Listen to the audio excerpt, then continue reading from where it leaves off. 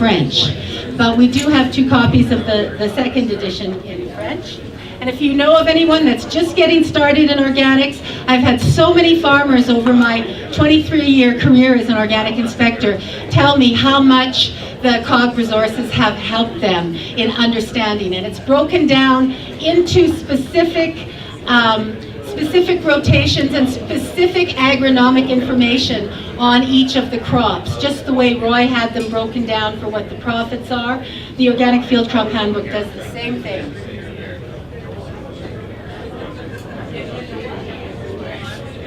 Okay, so like the certification is kind of in a way, the guarantee from you to the consumer. I like to say, what is the basis of all this, what some people see as a bit of a bureaucracy? It's a structure that's put in place so that when you say that you meet the Canadian organic standards, it's not just your opinion. An independent third-party inspector, such as myself, has reviewed what the certification committee has accepted from you in your application. And why are we doing all this? Because consumers, eaters, want to preserve the environment, because all kinds of hard science published in the science journals all agree that basically resilient agriculture, which is the basis of organic agriculture, preserves biodiversity both above and below the soil. So we're really concerned about preserving the health of our soil, preserving the nutrition in our food, and that's what the certification process is all about. Guaranteeing to consumers that it's not just your idea that you meet the standards, an independent process organized by a certification body. And how many folks here are not yet certified but interested in organic? Okay, good. So we have 3 certification bodies here. Organic Producers Association of Manitoba, EcoCert, that's talk to Melanie, EcoCert and Linda. EcoCert has Jennifer Brome here. Jennifer, are you in the room? Yes, okay, that's Jennifer if you want to talk to her. And then ProCert, Stuart McMillan, and Catherine, happy to talk to you about ProCert. So 3 certification bodies. And usually that's where operators get their copy of the organic standards, is from their certification body. So just a little bit of an intro. As I said, I've been inspecting for 23 years. Really wanted to do a lot of education work, which as inspectors we're not supposed to do. So I do volunteer work with Canadian Organic Growers, who's been supporting information like this Organic Field Crop Handbook for the last 35 years. We just celebrated 40 years, actually, since 1975. 40 years. And as I mentioned earlier, the Organic Food Council and the Organic Producers Association of Manitoba were the founding members of MOA, Manitoba Organic Alliance, and I serve on these boards of directors, trying to ensure that information gets to producers so that you get the kind of support that you need. Happy to be working in cooperation with Laura Telford and the Manitoba government doing that. I also wanted to mention, just for those of you very new to organics, a few acronyms. I serve on the Standards Interpretation Committee. There's 7 of us from across the country that help interpret the organic standards if there's any lack of clarity. So the certification bodies submit questions to the Canada Organic Office, that's the COO, Canada Organic Office, and they have this committee with the Organic Federation of Canada called the Standards Interpretation Committee. And so this gives us some insight into the standards. I've been working with them now for, as I say, quite a few years. We also work with an association, the Organic Trade Association.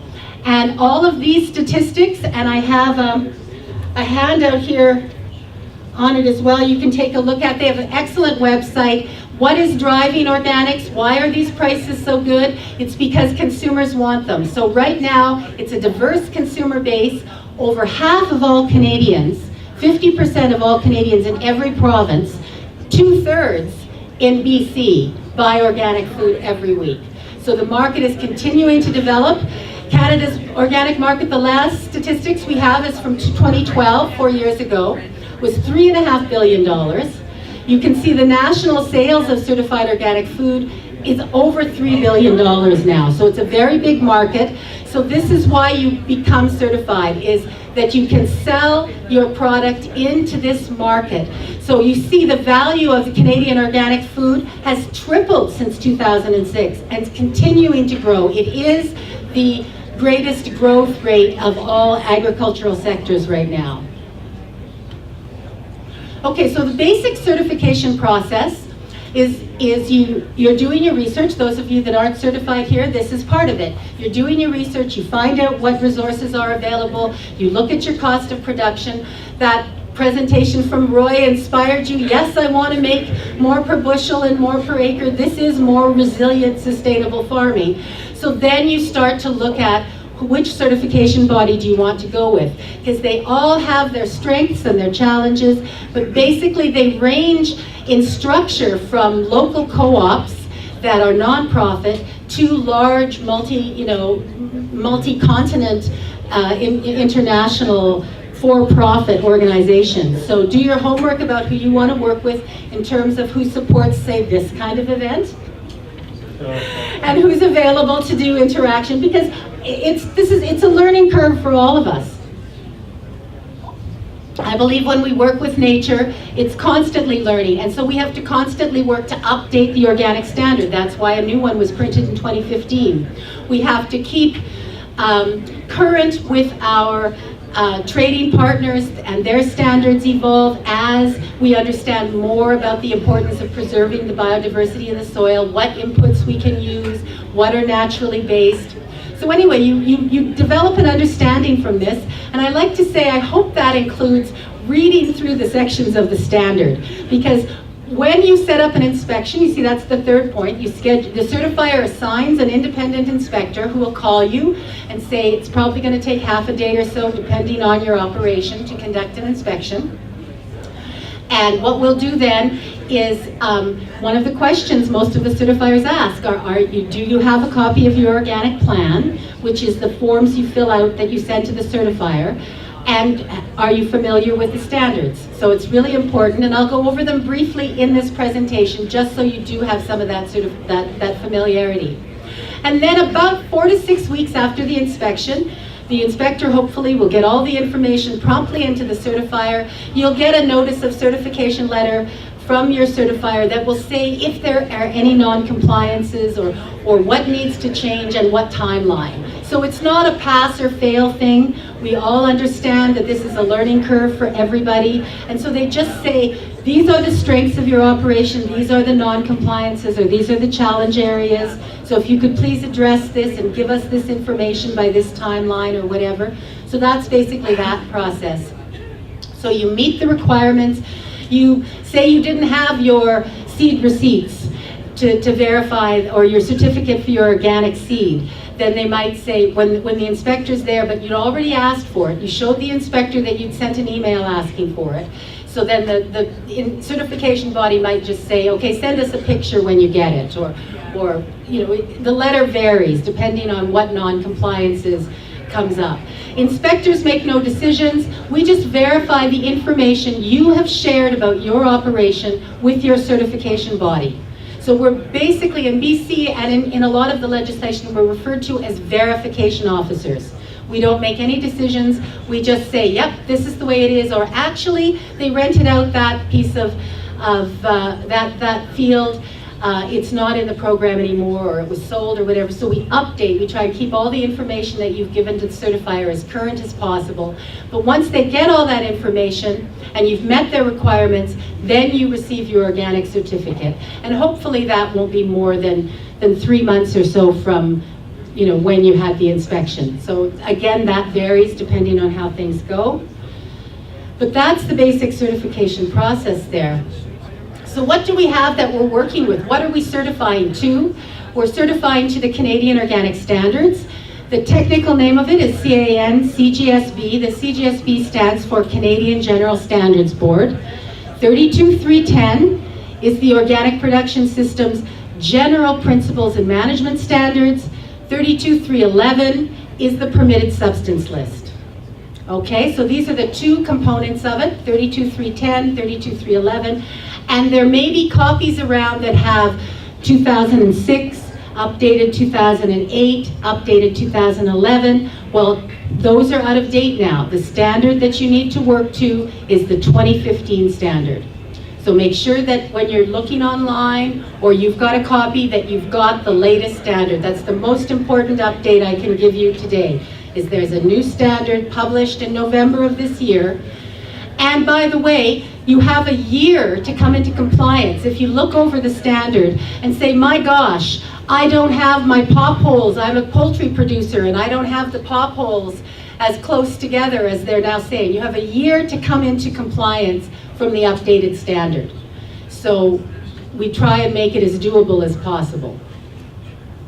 I'd also just want to say, if you have a question, I've scheduled my time to be less than the time allotted, so I can take questions throughout the operation, throughout my presentation, because as I say, I've been doing this for 23 years, so something may be really clear to me that's not to you. So please don't hesitate to stop me and ask a question.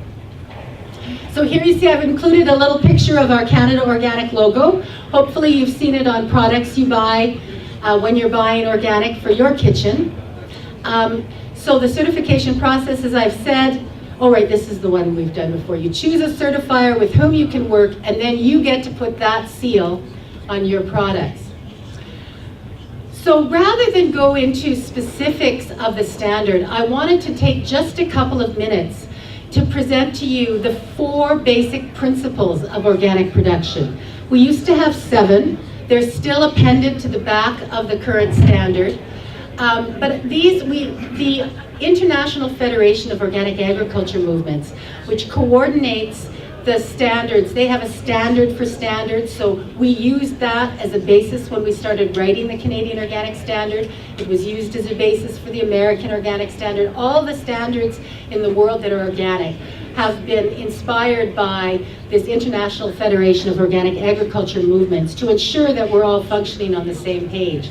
They updated their basic principles. And so, because you can't have a book of rules for every situation. We're dealing with nature, we're dealing with animals, we're dealing with a living operation, which is your farm. And you are alive, your family's alive, that's a living organism. And so to help us make decisions, we can't have a standard that covers everything. So that's what the principles do. When you're unsure, read the principles, and it can give you a guide of what is closest to what we're trying to get to. So the basic principle, the number 1 principle of organic, is that organic agriculture should sustain and enhance the health of soil, plants, animals, humans, and the planet, and that this is one and indivisible. We as human beings cannot be healthy without healthy soil. We can't be healthy without healthy plants. We can't be healthy without healthy animals. And so I think it's important to be aware of that your basic goal as organic operators in following the Canadian standard is to strive to have as healthy an operation as possible. And that part includes financially, because we want to be sustainable, we want to be resilient. So you have to put the finances in terms of health along with the soil, along with yourself. Okay, the next one, principle of ecology. Organic agriculture should be based on living ecological systems and cycles. That includes that organic is about local. So you have to work with them, emulate them, copy what nature does. And we'll be talking about this because in the Organic Field Crop Handbook, we talk about that's what the rotation planning is like. You're emulating what nature does in terms of the diversity. So you begin to think of weeds differently. The monocropping, where in nature do we see everything, one thing growing? It's usually many things growing together. So that's part of this, that our farms should emulate nature and should help sustain nature, because really we're part of the natural system. The third principle of fairness. And this is fairness between aspects of the operation. I think it's fairness in terms of livestock care, well, also principle of care. So organic agriculture builds on relationships that ensure fairness with regard to the common environment and life opportunities. Roy joked about a non-controversial issue like drainage. I've seen so many organic operators who have maintained their sloughs, maintained their potholes, and they're now losing acres and accepting more and more water in the wet years because of other operators draining. But organic operators tend to have that understanding that we need to support all of the ecosystem. We need to care for it all. So the principle of care, that things should be managed in a precautionary and responsible manner. If we don't know it's safe, if there isn't solid scientific data that it's safe, then it's not allowed in organic. And that's one of the reasons we don't deal with genetically engineered seeds and genetically engineered crops. We really believe there has not been sufficient testing, and we don't have solid proof that this is a benefit for our health and for the health of the environment. So, fairness, care, health, and ecology, the 4 basic principles. As in all organic standards, this precautionary principle guides the permitted substance list. That's the 32311, and there are many different lists within. So for example, there's 4.2 crop production aids, fertility aids, 4.3 in 5.2 in livestock, feed and feed supplements, healthcare, 5.3 healthcare aids. So the whole permitted substance list is divided into different sections where before you use an input on your field crops or before you use something with your livestock, you want to make sure that it's on the permitted substance list and you want to check with your certifiers. That process remains the same. Even though we've made many changes to the permitted substance list, it was a major part of the overhaul of the 2015 standards revision. And there were some other people here working on it with me. Grant Rigby, I believe you're still on the standards update list. Yeah, you were involved in the crop production. Yeah, so there's several of us here today that have worked on updating the standards. And a lot, as I say, a lot of changes. So if anything's proven not proven to be safe, it's not allowed. And so an example of that is genetically engineered, anything that's genetically engineered and its products. So what organic is a holistic approach that looks at all aspects of the ecosystem, above and below the soil. Many folks aren't aware there's more kinds of life under the soil than above it. Striving to live in balance. And when we say in balance with our environment, that's in balance with the soil, in balance with the shelter belts. Organic operations tend not to take all the trees down because they know that you can have beneficial insects that help with your pollination. You can have beneficial insects that can control negative pests, that outbreaks. Organic operations tend to have a more diverse environment so they can work with nature and have the natural aspects controlling when an insect gets out of, populations get too high or something. And so the aspects of this living in balance with our environment include things like nutrient cycling in the soil, getting the soil to cycle nutrients rather than thinking of it as an empty vessel where you have to pour the inputs in. That's a very new way of looking at it. Nature creates the soil and cycles it. And Joanne Thiessen-Martins will be talking more about this afternoon in the chapters that she's rewriting for the Organic Field Crop Handbook. Animal welfare is a very important aspect as well, and the roles that animals play and compost plays, fertility plays in the organic system. Genetic diversity, protecting, that's one of the main concerns we have with genetic engineering, is that we believe it's very important to have a broad base of genetically diverse materials. So we've got to protect our seed stocks. This also means supporting local food systems. On the prairies, we have to do a lot of export because we can so well grow grains and pulses and things and feed so many more people than we have here, but we still look at supporting as much as possible these local systems. And then also focusing on renewable resources. So what organic standards do not allow, that was a summary of what the standards encourage. This is a summary of what they do not allow. No soil mining, so that's why you can maybe the same crop 2 years in a row if you have to, but really a diverse rotation, growing lots of different things to keep that soil healthy. Now I've put no antibiotics or hormones Basically, there are some situations where they can be used in a limited amount. No antibiotics ever in meat animals, but there can be limited use in dairy animals. Same with limited use of hormones for postpartum issues, but not for getting cycling altogether or anything like that. No synthetic fertilizers or pesticides. That's one of the reasons why organic is so much better in terms of greenhouse gas emissions, is because so much, I think, isn't Simplot the #1 greenhouse gas emitter in Manitoba?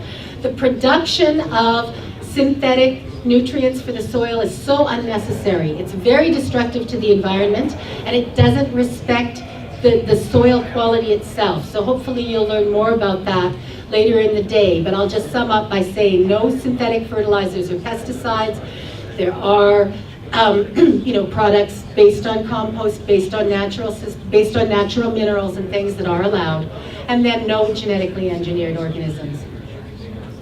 So certification bodies basically assess your operations compliance with the Canadian Organic Standard. You submit, you fill out your application form, you submit it to your certifier, and that serves as your organic system plan. Because there's a whole section, section 4, specifically 4.1 of the Canadian Organic Standards, that says you have to have a plan of what you're going to do that is organic in terms of solving any issues. So let's see, how many of you in the room are already certified organic and have filled out application forms before for certifiers? Already certified? Okay, that's a good number. So you know of what I speak here. So your application also serves as your system plan. This can vary in paperwork and cost approaches between certifiers. Some have more, some have less paperwork. And as again, varies from local nonprofits to international. And they all contract with independent third-party verification officers to do an annual inspection. So you have to be expected to be inspected once a year. Now here's just a summary. Here's the basic standards in a snapshot. So this is the 32310 General Principles and Management Standards. It starts with the scope. For example, the scope is under the Canadian Agricultural Products Act, so it's only food. So here in Canada, we don't certify organic cloth. So no organic hemp, no organic linen, no organic skincare products, no certified organic shampoo or face creams or anything. Just food, basically. Food and feed is the scope. So the first part, so when you get your copy of the standard, you scan through it, depending if you're primarily a crop producer, there's a section on definitions, that's section 3, the references into. The organic plan, section 4 and 5 are really what you would focus on, and that's a couple of pages. Each of these sections are no more than a couple of pages. So you just scan through them. Unfortunately, we write them in everyday language and then we give it to the Canadian General Standards Board, and because these are seen as international trade documents, then they go to the lawyers. So we've tried to really minimize the legalese in the standard, but it is there a bit. But section 4 is important for you to know. It describes the details of what your organic plan has to contain. Section 5 is all about the details of crop production. You know, that you need to have a diverse rotation, that and here is a change, any seed that is planted for harvest must be certified organic. But do you harvest your green manure crops? Somebody? No. What do you do with them? You put them back in the soil. So that now means that you do not have to have certified organic seed for your green manure crops. That's a change that I wanted to highlight because a lot of people have asked for exemption. We still want you to use organic seed as much as possible, but the section in 5 clearly says for crops that are to be harvested. So we've tried to give a little break there. So if you're just putting that crop back into the soil, you can use a non-organic seed to do that. Yes? Janine, is that a change? Yes, I'm saying this is a change. That's why I'm emphasizing it. So all the seed, like for wheat or flax that we're going to sell this fall, has to be organic? No, if you're going to plant seed to harvest, yes, it should be organic. You can still get an exemption if you can't find it. Right. But So Ian's pointed out a good point. You can always get an exemption. If you can't find the kind of seed that you need that's organic for your rotation, you ask your certification body and they will give you an exemption to plant what you can get, or the variety that, say you've contracted for hemp, and the contractor says this is what you need to use. Then you can show that to your certification body and they will allow you to use it. The change is that you used to have to use certified organic seed for your green manure crops too, and now you don't. Because it's not a harvestable crop, it's a crop that's you're investing in your system. So when you buy, say, faba beans for your green manure crop to put back into the soil, it doesn't have to be organic faba beans anymore. It can just be whatever faba beans you can buy. Alrighty? So then, on to section 6, livestock production. So if you're into dairy, if you're into poultry producing or beef cattle are going to be, Ian, there's a number of folks, Mark, are going to be talking on the transition panel about their organic livestock operations. That section 6 is one that they know, and there have been a lot of changes to section 6, mostly around square footage, because of the other, that don't apply as much to Manitoba, because of the other more populated provinces like Quebec and BC, they have trouble with enough land, enough square feet for their livestock. So we've had to be very specific. So that's mostly where the changes in section 6 are, about available areas for livestock. But we in Manitoba and Saskatchewan, I know some of you have come here from Saskatchewan, don't seem to have those kind of issues. Chapter 7 is specific production requirements for mushrooms, for greenhouse, for wild rice. So section 7 is, you don't have to look at it unless you're in those areas. Now section 8 is a change, and I really, for those of you that are certified, it used to it's called maintaining organic integrity during cleaning, preparation, and transport. And so in there's, I don't have the number on the top of my head, but in section 8, so it's 8.5, I think, or something like that, it says that you must not use a rodenticide or a non-allowed rodenticide outside of the grain bins, so that the animal could consume it and then maybe get in somehow to the bin or get it into the area. It used to be that folks, it was a little bit easier with that, and you could use rodenticides outside. You still can if you get special dispensation from your certifier. But mostly in number 8, in maintaining the organic integrity, the tight bins, exclusion, keep the rodents out, clean up the grain, don't feed them, keep your farm tidy so that you don't give rodents harborage, so don't give them a place to live. So now chapter 8 actually has sections that are appropriate for livestock producers to review and for crop producers to review. So it's not just a processing. Yes, it's there during preparation, but notice it also says transport and during cleaning, and that's also storage. So do just scan the new section 8 in your review of the new 2015 organic standard. Section 9, organic product composition, that's mostly for processors, preparation. That's what, those of you selling livestock and field crops don't really need to know much of what's in 9. Section 10, that's for us. It's so that you can be guaranteed to know what it is that we do to put items on the permitted substance list. There's a rigorous process. We're not lobbied by particular name brand input providers, but what happens is, for example, a number that I put on in my section, the livestock inputs healthcare standards lists 5.2 and 5.3, veterinaries were saying, but the veterinarians were saying, we're getting a lot of questions from organic operators. Could you please clarify that, lidocaine is allowed?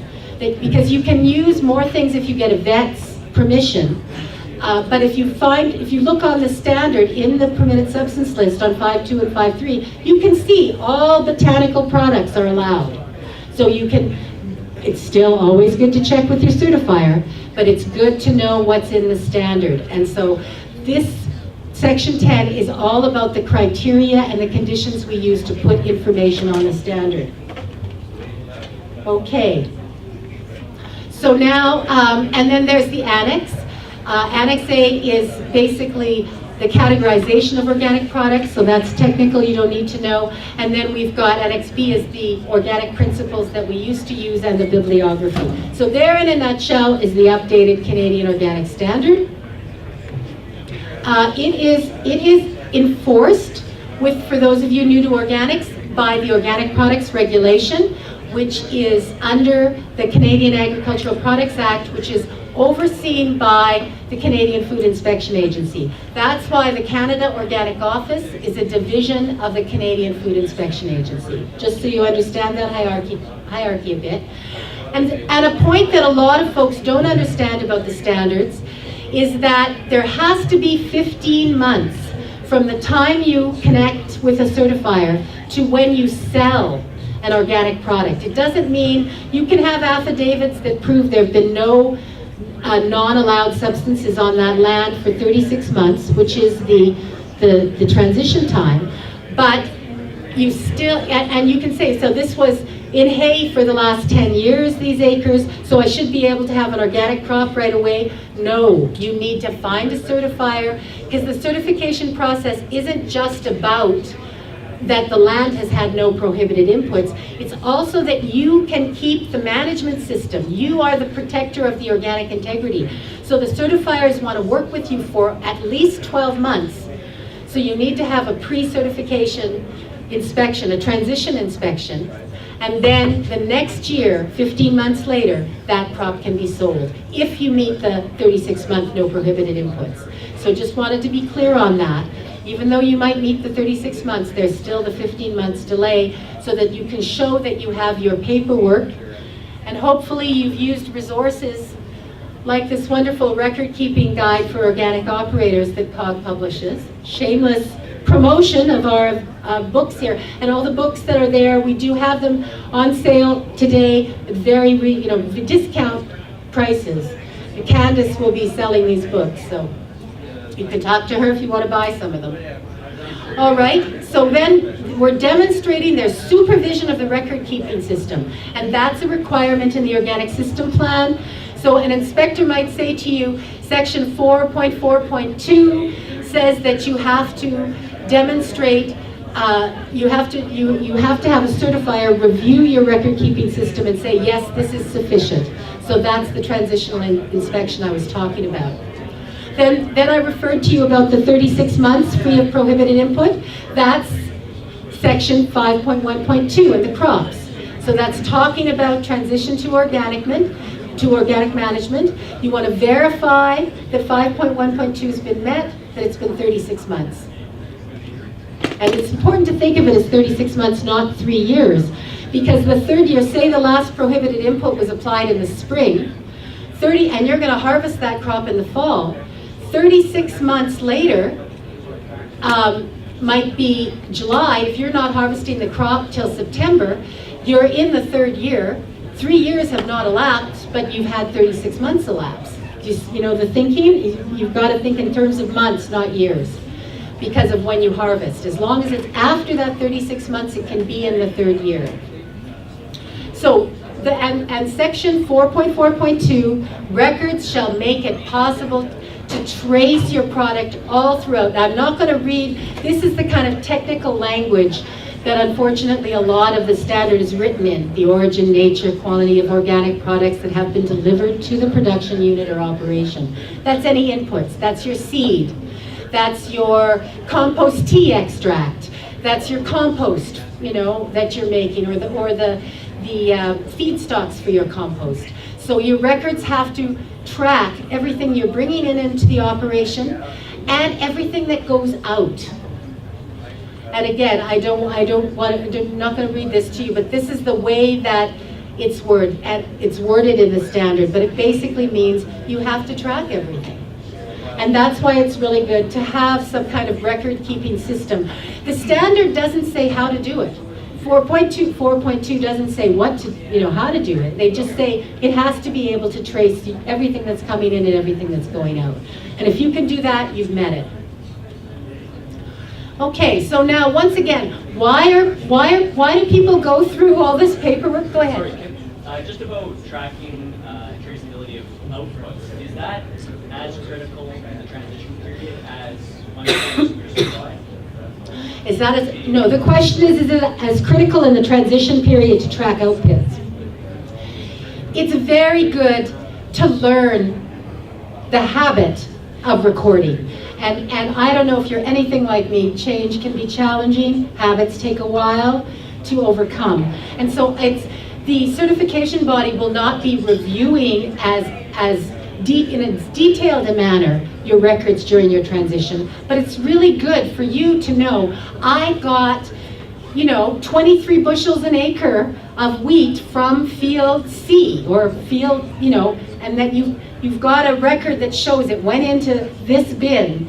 And even if you can't weigh, like very few farmers have scales on their farms, but what you need to do is the number of truckloads, estimate the number of bushels that you're putting into the bin, so that you, in your transition, because they will look at, if you have 7,000 bushels of transitional rye, and you're wanting to use rye once you're organic, they're going to want that to be very separate, your organic seed from your transitional seed. So yes, it is important during transition, because you're setting up your habits that are going to continue right on through.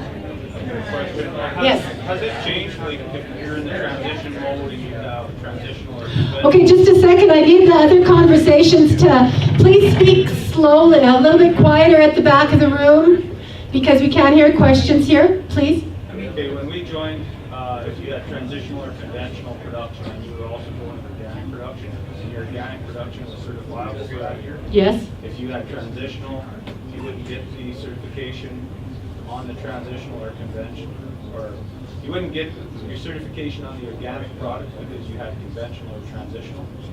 That would probably vary according to certification bodies. I've seen that vary.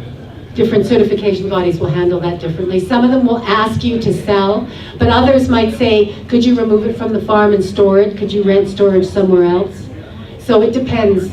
It depends on the certification body, how they respond. But generally, to keep it easier and to keep it together, it's better to have removed your transition and your non-organic from your storage before you start bringing in your organic. That's something that, like, anybody transitioning should check into. Yes.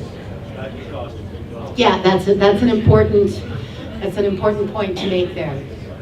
Okay, so right again, why are we doing this? Because consumers want safe food and they want a safe environment. They're concerned about not the compounds, like a lot of the chemicals in agriculture today are tested individually, but they're not tested the impact if you have 5 or 6 of them together in the environment. And we know that's an issue. So more again, this is also why chemical pesticides and fertilizers, GE components, irradiation, and sewage sludge are not allowed in organic. We feel they're not conducive to helping the system be healthy and helping multiply the biodiversity. So you've got a little picture of some red wiggler worms there. We also in organic really try and stress that manure be composted. I know there are a number of you in the room who do a beautiful job composting, and Overton Environmental's doing composting. So yes, and organic really wants to stress the use of compost so that harmful pathogenic bacteria can be destroyed and the beneficial bacteria can be increased. And often operators have said to me, but I have so little compost. That's fine. In a bread recipe, the yeast is a very, very small component. Inoculating your soil with your compost, even if at low levels, and I'm sure during the fertility discussions this afternoon there'll be more details on that. But I just wanted to say, we're away from the sewage sludge, yay to the beneficials that composting produces. A few more positive contributions for those of you new to organics, and I'll have at the end of this presentation my sources for this information. This is all peer-reviewed science. At least 19 minerals must be available in soil to promote good nutrition for plants and animals, including us, and that's in the Canadian Organic Standards Section 5, talks about this. In non-organic farming, it's most likely synthetic NPK that's added, whereas studies reveal significantly higher content of the remaining 16 minerals in organic food due to the organic soil building methods. And you'll notice there's a 3 there. So at the end, when you're looking on the website to review this, the source for this is there in the end of my presentation. Another reason, why do we do all this record keeping and do all this extra work knowing these standards? Because consumers believe the high nutrient levels in food come from balanced, healthy soil. And the Rodale Institute, organic practices remove 7,000 pounds of carbon dioxide from the air and sequester it in an acre of soil every year. So this is really, if you're concerned about this, going organic, managing your farm more organically can really help with carbon sequestration. Carbon needs to be in the soil, not in the air, and that's part of the problem. We're not getting enough. So those of you with the green manure and getting it into the soil, that's where carbon needs to be, in the soil, not in the air. Just a brief section for those of you that do have livestock. How many livestock operators in the room? Okay, good, a goodly number. Well, we thank you as organic operators. Animals under organic management have more freedom to express their innate characteristic behaviors, and this directly correlates to a reduced need for antibiotic use. It's not allowed prophylactically in organics, and it's not needed because we respect the animal's basic needs in organic production. So just had to put that little plug. So here are some of the sources of the information that I quoted during our talk. And I'm really glad you're thinking organic. And please, I urge you to support Canadian organic growers and the disseminators of information like these 2 important books. And we've got a range of books there. We've got organic potato production, organic strawberry growing, organic vegetable production. But for you operators, this 3rd edition of the Organic Field Crop Handbook is going to be key. And I really highly recommend this Organic Crop Practical Skills Handbook, Record Keeping for Organic Growers. And this is really at a bargain today. I think it's $10. I'm not sure if Candace is around, but $10 is a very good price for that. So thank you. That's my presentation on the update. I'm happy to accept some questions now. Good, no questions about the standards. You pretty much, as I say, if you haven't seen them, you can go to the COG-MOA website. We have a link, Canadian Organic Growers, cog.ca, very easy to remember. COG has a link to the standards there, and just focus on the sections that have to do with you. Don't get bogged down in the legalese. Just go to Section 5 is crop, Section 6 is livestock, Section 4 is organic system plan, and Section 8 is protecting the organic integrity. Because as a new organic operator, you are the expert on your operation, and it's up to you to protect the organic operation and the organic integrity of your product. The inspector and the certification body just comes, we're only at your operation for like half a day, once a year. So we're assessing your ability to manage organically. So good luck with that. Thank you very much.